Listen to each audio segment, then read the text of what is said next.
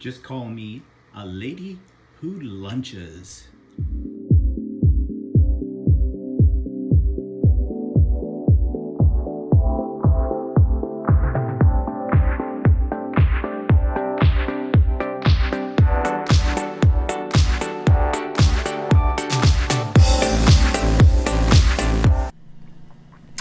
Good morning, everybody. It's Stephen here for Bland Designs, and this is vlog for January the 15th, 2018, vlog number 53.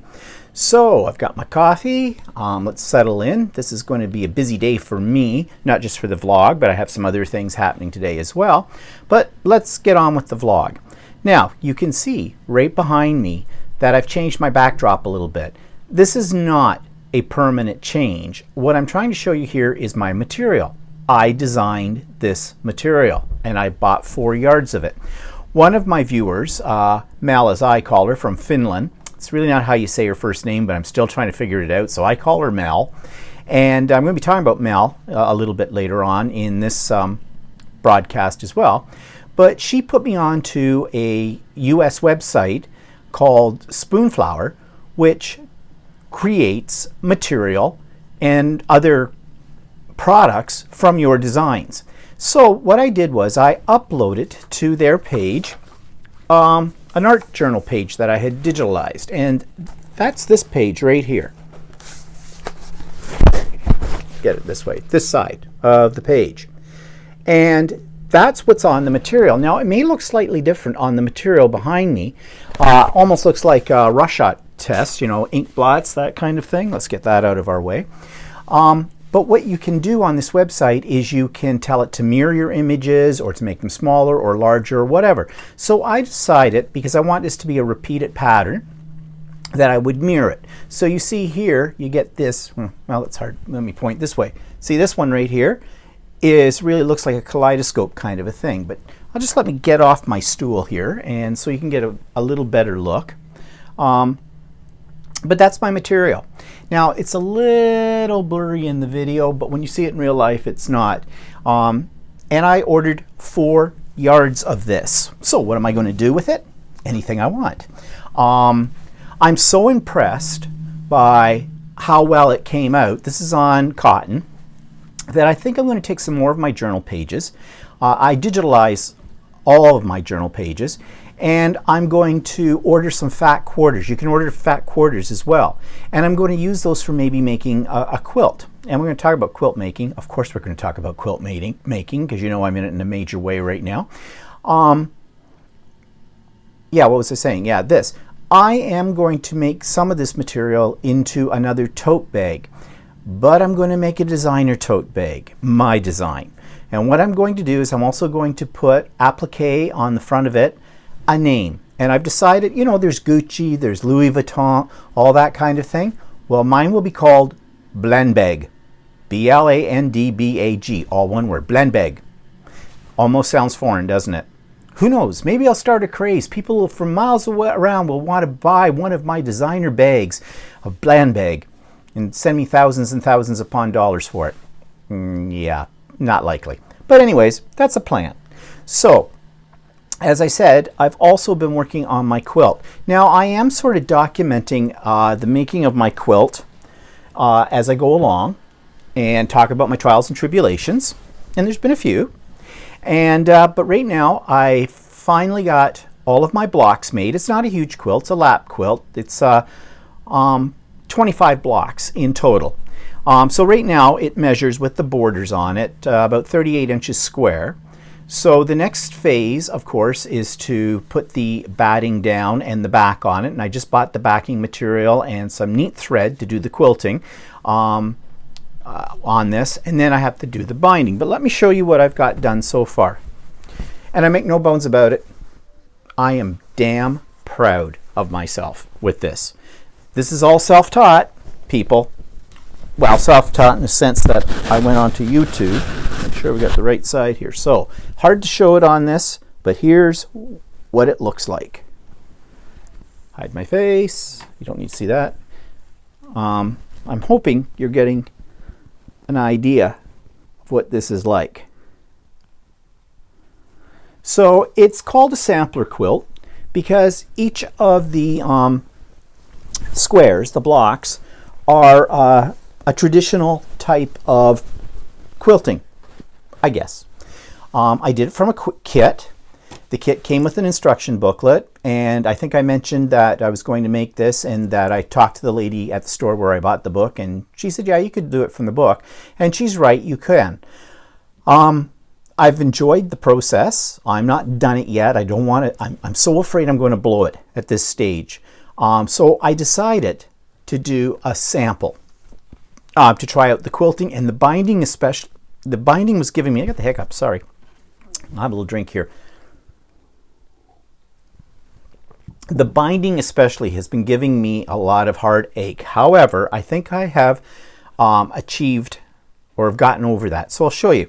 I showed this yesterday on Stephen and Walter Live. This placemat.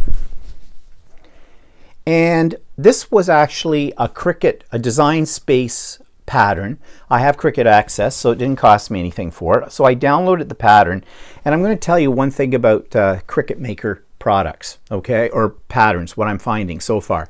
The instructions are not always that clear when it comes to quilting. They called this a geometric quilted placemat, but they were not doing it as using a quilting technique. Now, you did cut out the triangles, and then it showed you how to piece them together. It didn't do a very good job of this. It basically had pictures of it all laid out on a table, and you had to sort of guess, because you know you're putting right sides or wrong sides together when you sew, and you have to use your 1/4 inch seam allowance and stuff like that. And although that's fairly simple when you see it in an instruction booklet, the instructions from Cricut for this particular pattern anyways were not much help. I basically had to copy their little pictures into my computer and blow them up on a larger screen so I could see what they were doing. I don't want to tell you how many times I ripped these out before I got it right. But let's put it this way. I've become an expert seam ripper. And then they said to put the backing on it. You can see the backing here, and you can see my quilting. I just did what they call stitch in the ditch, which is basically just quilting it, sewing down in the trench between your pieces all the way around.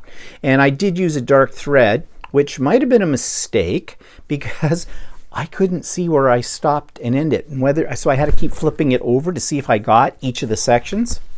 So that's what the back looks like, and probably driving your eyes nuts with this pattern. But as I said, this was a practice piece. So I did learn a few things. One of the things that I learned was make sure you cut, especially triangles, very accurately. And I also learned about squaring up material before you put a border on it or a binding. And what I learned the most about this was how to do the binding and make mitered corners. I did this binding 3 times before I got it right. Now I have this handy dandy little tool that helps you with the binding material, because this is all one piece of material all the way around, but you cut it in several pieces and then you have to stitch the pieces together, and you sort of stitch them together. I guess they call it on the bias.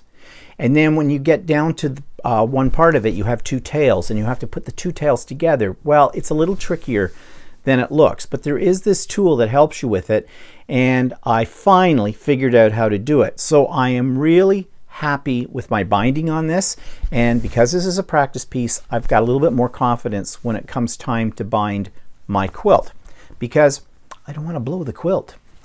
Now, so those are the projects that I've been up to this week, and I have more things to do. You know, lately I've been sort of neglecting my art journaling and paper crafts because I've gotten into this quilting, and it's all consuming. It really is. I've been watching YouTube videos about it. I think what really appeals to me about quilting, well, there's a couple of things. One, you use machines. This is machine quilting, okay? I would not attempt, well, I should say never. I never thought I would sew either. So never say never. But I don't think, though, at this point in my life, I'm going to attempt hand quilting or that kind of thing, because I know there'll just be a lot of bloodletting. Okay, I'll be stabbing myself left and right. I am accident prone, which reminds me, I need to get a safety glove. The rotary cutter scares me. And I'm very careful when I'm using it because I do not want to lose a finger on that. So anyways, it appeals to me because of using the machines, but it also appeals to me because as I've been watching these YouTube videos, people get extremely creative and innovative with their designs, and their quilts are art. They are art. In fact, I'm going to say a little bit more about art because of something that's coming up later today, and I'm going to mention this later on in the video, but just keep in the back of your head this whole thing about art, okay? But quilts are art, and that really appeals to me. So let's move on. Get off the art. I could talk all day about it. So YouTube channel of the week. I said get off about quilting. Well, I'm going to feature a YouTube channel called Man Sewing, and well, watch it. This week's YouTube channel is one called Man Sewing, and of course you know that lately I've been really obsessed with quilt making, and when I came across this guy, I think his name is Rob, YouTube channel, I've hit a gold mine of information on creating all kinds of quilts and other sewing projects as well. He's very good in his instructions, very clear in everything that he explains, and he's got some really beautiful quilts that he has made, and he's used a variety of style, everything from traditional to the more modern arty kind of thing. So if you're interested in sewing or you're just getting into sewing, I highly recommend that you check out Man Sewing. So as I said, his channel is great, especially if you're a beginner sewer, not just for quilting, but for other things too, because he really does show you very well how to do different things, and he's entertaining as well. Okay, so next thing we want to talk about, well, below I have listed all of my resources for this week. I've got Stephen and Walter Live linked in there, and we had a really good discussion. Stephen and Walter Lives are getting a little longer these days. I don't know, because we tend to ramble or what, but we're really enjoying them a lot. I have a lot of fun with that, and I'm really trying to get to know the regulars anyways, but anyone's welcome, of course. And I have mentioned on Stephen and Walter Live that we would like you to send us stuff about yourself so we can feature you. And you know that I'm doing that on this vlog as well. More about that in a minute. So I've got Man Sewing linked below as well. I also have another link to a couple of things I'm going to talk about again a little later when I get the inspiration list.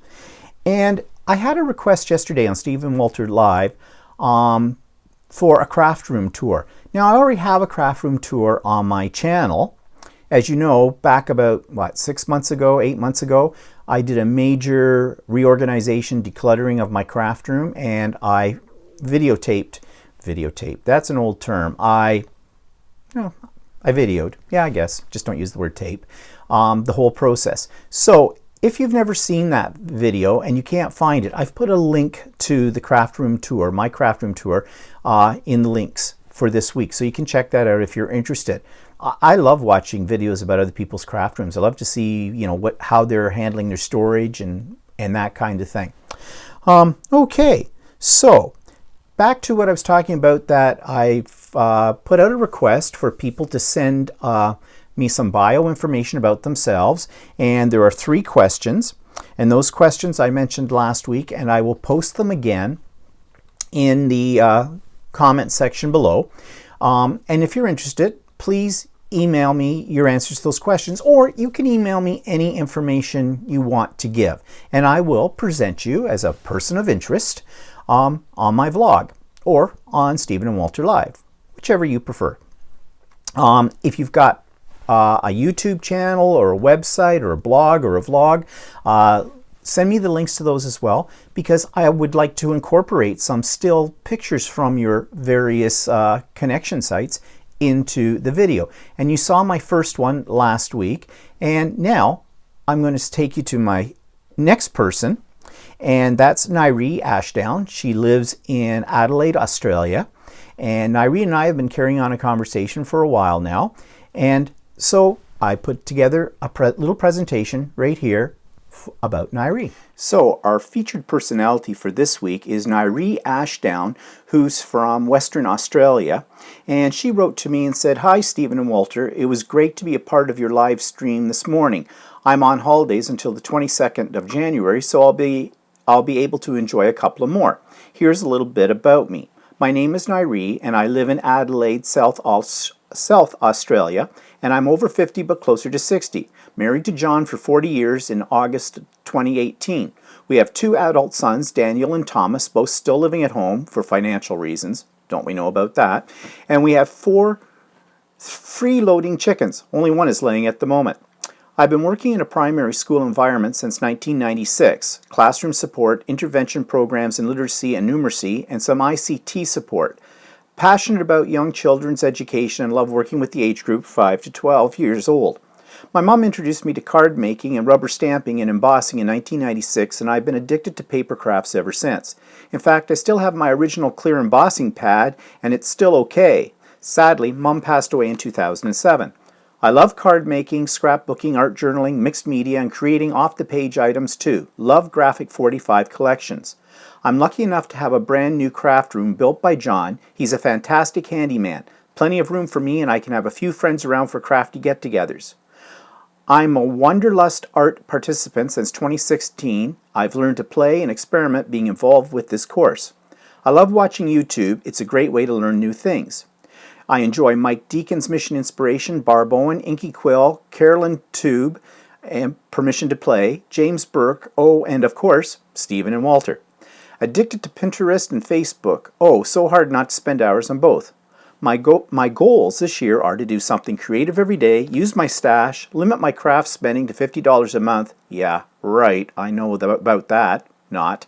I've already failed this one. Yeah, me too. And I'll try again in February. Complete the courses I've bought or they were free over the past 3 years. Yes, I have a pile of those too. Outside of crafts, I collect Robin Williams films. Sadly, there will be no more.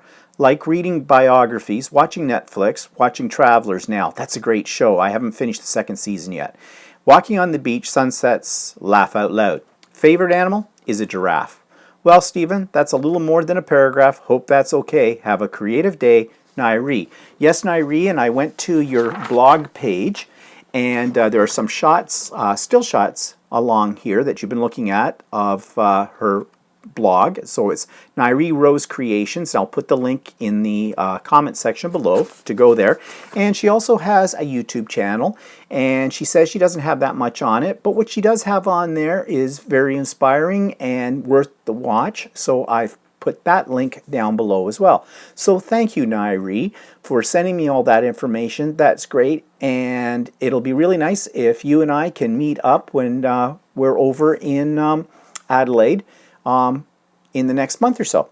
So anyways, thanks again, and I hope everybody enjoyed Ngaire's presentation.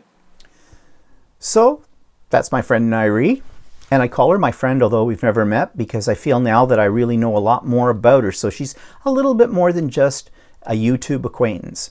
And that's what I would like to make with all of you people as well. So please don't be shy about sending me information about yourself. Share what you're most comfortable sharing, and I'll put you up on here as well. So another person that has reached out, and I talked about her on yesterday's Stephen and Walter Live, and this is, now her name is Melia, and she's from Finland, and I have not yet been able to pronounce her name properly. So I call her Mel, okay? So Mel wrote to me just last night, actually, after Stephen and Walter Live, and she said, "Hi, Stephen, here's some real bad phone snapshots taken under office lamp of those baby wipes after using ivory-colored power text. I want to have some, there's some funny characters in here. My email translated whatever she sent from the phone a little funny. Here are some textures for one project. These are just test pieces for it." Mel mentioned this stuff that stiffens fabric, and so she sent me some links to YouTube channels and websites and stuff, and I went and I checked them out. It's kind of cool. And so she has sent me some pictures of what she's doing with it. And basically you take material, put this stuff on it, and you can sculpt it. And it looks really cool. Now, it's expensive though, at least it is for us here, because I went on Amazon and they want about $100 for a bottle of this stuff. It's a large bottle. It looks like it might be like a 4-liter bottle, but still it's about $100 Canadian. So that may be something I'll have to think about trying down the road. But she did send some pictures and I'll show those to you in a minute. And I just want to carry on with what she has said. Not much like baby wipes anymore. They are really textured, full of holes, and hard as rock, but you can still bend them. I made these on Sunday. Next step is to add rusty powder to one of them and blister liquid patina to the other, just to test how they will look then. We'll send you good photos after I've made my blister and rusty powder tests. I also included here one of my current product, that pencil drawing of a Great Dane puppy. As you see, it is still very much a work in progress. Lots and lots of things to do, but it starts to look like a dog.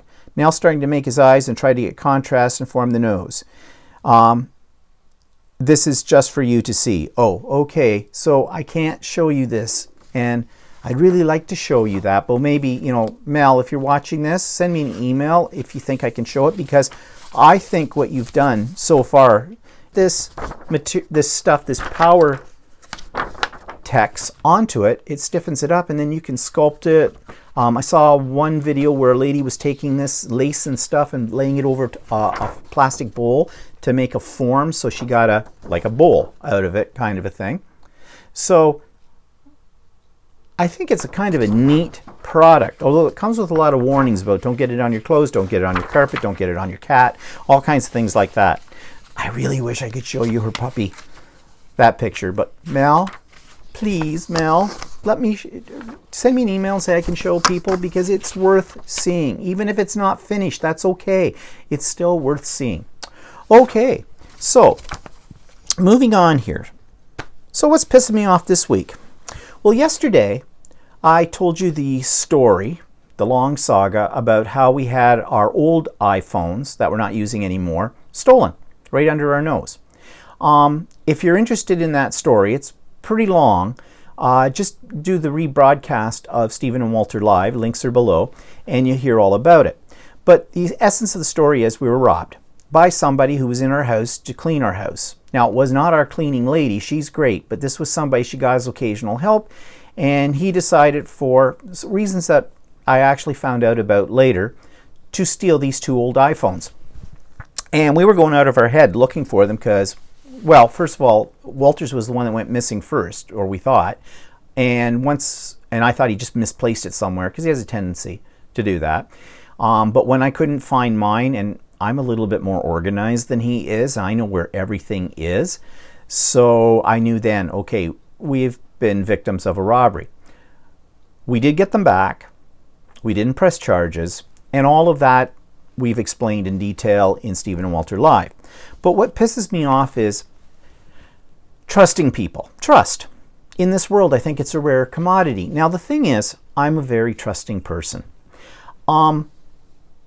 Someone told me once I wear my heart on my sleeve. I'm not really sure what that means, but as a teacher, until somebody had done something to prove me wrong, I believed everybody. My students, other people I worked with, people I came into contact with, were trustworthy. That's just the way I was raised. Walter, on the other hand, has always been more suspicious of people. That's just his nature. But me, I just blindly trust people. And so call me gullible. I suppose I am. And I have been suckered quite a few times in my life. In fact, my father used to say, Blands were suckers. Because my father was the same way. And, you know, okay, you can be a cynical person and look at the world and say, okay, don't trust anybody. You know, be extra tight about security, whatever. But you know, what I'm afraid of is if you become that way, then all you're ever going to see is the bad in people and the bad in a situation. You're never going to see the good. I guess I would rather see the good because, well, the alternative is depressing, for one thing. So I'm pissed off that in our society today, though, many people are taking advantage of people like me who are trusting. The media does it. The politicians do it. The retail stores do it. Everywhere you look, you can find dishonesty if you want to see it. And that's depressing. And that gives a very dark image of the world. And I still like to think that there is light in the world, that there's still hope, that we are not on the brink of extinction, that most people, if given half a chance, are honest, trustworthy, and just want to do the right thing. That's what I believe, and that's what I want to continue to believe. But I'll have to say that after we got ripped off, it was kind of hard to stick to that idea that, you know, basically everybody's good at heart. However, having said that, the young fellow who had stolen our phones did confess to it, brought it back, and I really felt sorry for him because he did it out of desperation. Again, details of that are in Stephen and Walter Live. And again, my faith in humanity was restored. Yes, he did something wrong. He called it an arsehole move. He's young. He's only 26. He's in trouble for other things. It was desperation. But I think inside of himself, it was bothering him. He said he'd never had done anything like that before, and I choose to believe he never has done that before. Maybe I'm a sucker, but I choose to believe that. And I really feel for the young guy, and I really wish I could do more for him to help him out of his situation. But I really don't know how to do that. But anyways, it did restore my belief that there is good people in the world. So what's pissing me off? What's pissing me off is that there are a minority of people that make the majority of people seem evil. It's always the minority. Always the minority that ruin everything. So I think we need to think about the majority, trust that in their heart of hearts, most people are good, and go with that. Otherwise, it's just despair, and despair leads to depression, and depression leads to chaos, and chaos leads to death. Ooh, what a way to end it. Anyways, on a more positive note, the young man restored my faith in humanity. Okay, moving on. Before I get too philosophical, let's see. Tips, technique and tips and review of products. Okay, again, sorry, I'm just big on this quilting. So very quickly, I bought some things. Okay, so I went to the quilting store that I discovered a week or two ago, and I had a wish list of products that I wanted. Not thinking that they would have all these things. They had all these things, and all these things cost money. So what did I buy? Well, I got the iron that goes pop. That's what I call it. It's this. This is my new toy. I'm not sure how you say it, Oliso Pro. It's supposed to be the quilter's iron. You see this thing that sticks out the top? These, when it's plugged in and it's sitting down on a surface, these pop up so you can put this down on anything and it won't scorch. As soon as you touch it and put it down to iron, those retract and away you go. It has a powerful steam function on it, 3 settings, and it even has this little tip part right in here that you can take the edge of your binding and slide it through to press it, which is cool. This is a wonderful iron. It will never be used on everyday laundry. Of course, I don't iron as it is. It'll never be used for anything but quilting. This little sucker was on sale. It cost me $230. And you're probably dropping off your chair now and going, oh my God, that much for an iron? You must be crazy. Well, there's no question about the fact that I'm probably a little crazy. But I used this after I got it, and it's wonderful. Takes a little bit of time to get used to the fact that you can just put it down, face down, not tilt it up. But it is a wonderful iron. So if you're in the market for a really good iron, I highly recommend that one. Okay, so I bought that. So we're up to $230 right off the bat. Now I wanted to take a class, and I went to the open house because they were listing all their classes that are coming up in the spring, from now until the latter part of the spring. And I signed up for a quilting class. It's a zigzag pattern. It said it was great for a confident beginner, and a confident beginner means somebody that has done some quilting. I guess I'm a confident beginner. So I figure by taking a class, I'm going to learn how to do things the proper way, because I've been teaching myself, and I'm sure there are certain things I'm doing that are not the proper way. So, get it early, nip it in the bud early, because, get out of some of the bad habits and learn the proper techniques. So I signed up for that class. They had several classes I would have liked to have taken, but a lot of them started while we were away. So I'm taking this class anyways. I want to take their beginner serger classes as well, but those were all running when we're away. But they'll have more of those probably later on. So anyways, I start that when we come back from Australia, and I'm looking forward to that. I also, while I was there, I wanted some more stencils. This is for people who want to do free motion quilting, but don't trust, like me, their ability to do that. So you can draw these patterns onto your quilt, and then you can fill them in with your thread. Yeah, that's what I mean, thread. Yeah, that's got it. That kind of thing. I've got a couple of other ones too. Theirs were reasonably priced. The other place where I bought them were $10 more for the same type. So, live and learn. What else did I buy? Oh, okay. I saw this being used by Eleanor Burns. Eleanor Burns is a quilting guru, I have found out. Somebody on Stephen and Walter Live gave me her name. So I looked up her videos, and she was cutting strips. And in quilting, if you don't know anything about quilting, you do a lot of things in strips. And cutting them can be a bit of a pain. Not if you have the Stripology. This interesting looking little device. These have little slits right here, and you can cut 1.5 and 2.5 strips, and as many as you want, really fast. Your rotary cutter goes in the slot here, and you just... So I used that when I was cutting the strips that I needed for that binding on that placemat I showed you, and it works like a charm. Not a cheap toy. That was about $69 for that. Okay, so you start tallying up things here. But yet, there's more. I wanted a stiletto. I saw somebody using one of these, and I don't mean shoes. If I'd meant shoes, I would have said sensible pumps. It's this thing. It's basically an awl, because you can punch in leather with it and things like that. But it really helps when you're trying to get corners and things folded over, or if you've got a tiny piece and you need to shove it into the needle of your machine, like underneath it.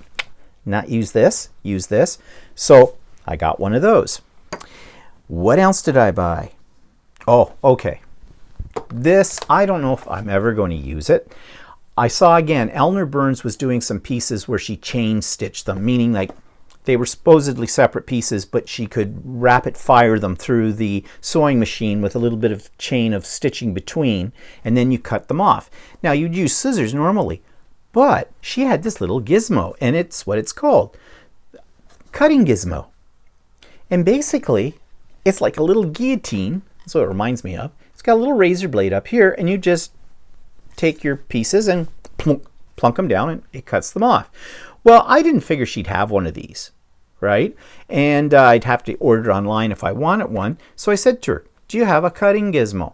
Expecting the answer to be, no, I'm sorry, I don't know what that is. She says, oh yeah, I've got one. Another lady that was doing something in her classroom in there, working on quilts, she says, oh yeah, you got to get one. They're wonderful. Sold me. So I've got one. Now, not a cheap little toy either. $21.75 for that. But it's fun. You see, it's got a picture of what you're doing with it. So I've got one of those. Again, it's a toy. I'm all about the toys in my crafting. What else did I buy? Well, that's about it. Although last week we were out shopping and I stopped in at a bookstore, Indigo, and I picked up some things about quilting. I picked up this magazine, Classic Quilting. I looked through it and there are some patterns and some interesting designs that I might want to try. And I picked this book up, Idiot's Guide to Quilting, because I'm an idiot and I'm quilting. So, and I thought I should have something that's a general overall view of quilting terms, techniques, things like that. So I got that.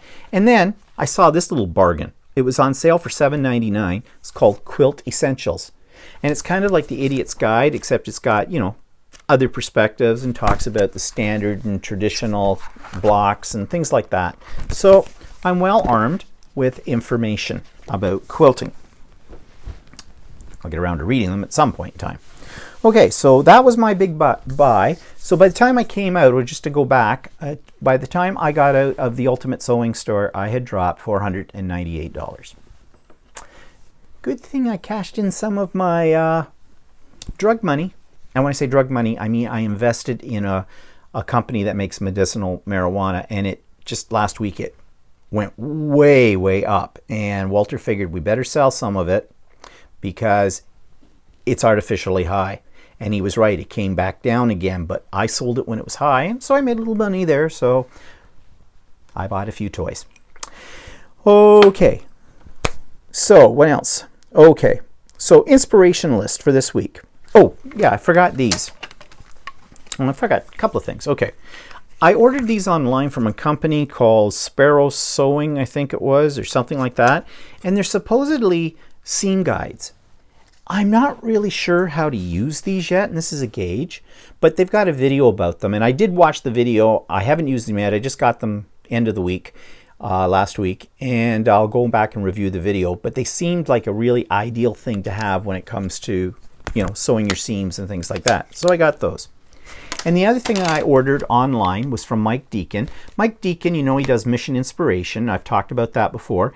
And he's taken all of his prompts and put them into an electronic book. Now, you just downloaded it. I have a laminator, so I laminated the front and back covers, and I bound it. But it has all of his prompts so far. It says it's volume 1, so I guess he'll come out with another one at the end of the year maybe for the next set of prompts.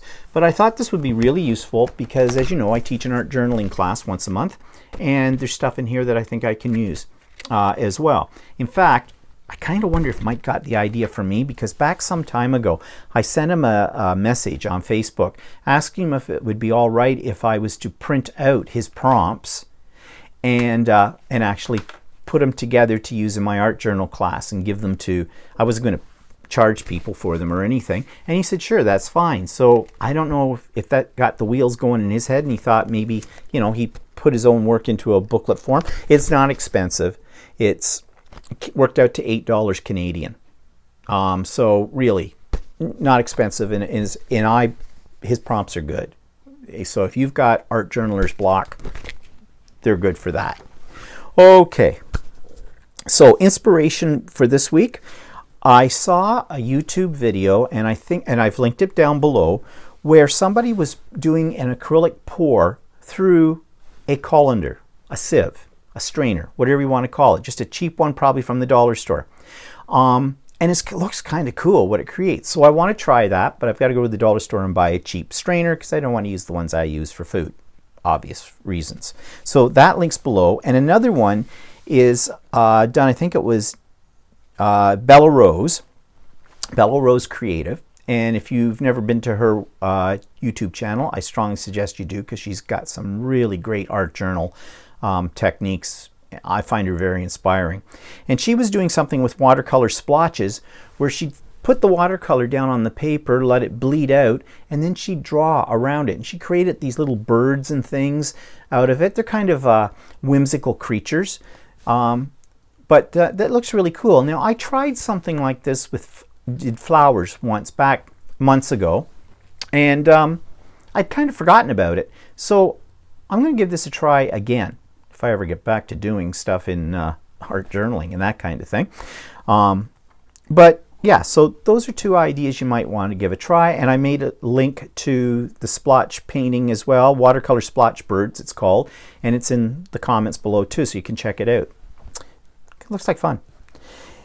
And so I've already talked about going to the Ultimate Sewing Store open house. One thing I have to say about them, and Walter said this too, their staff at this store are fantastic.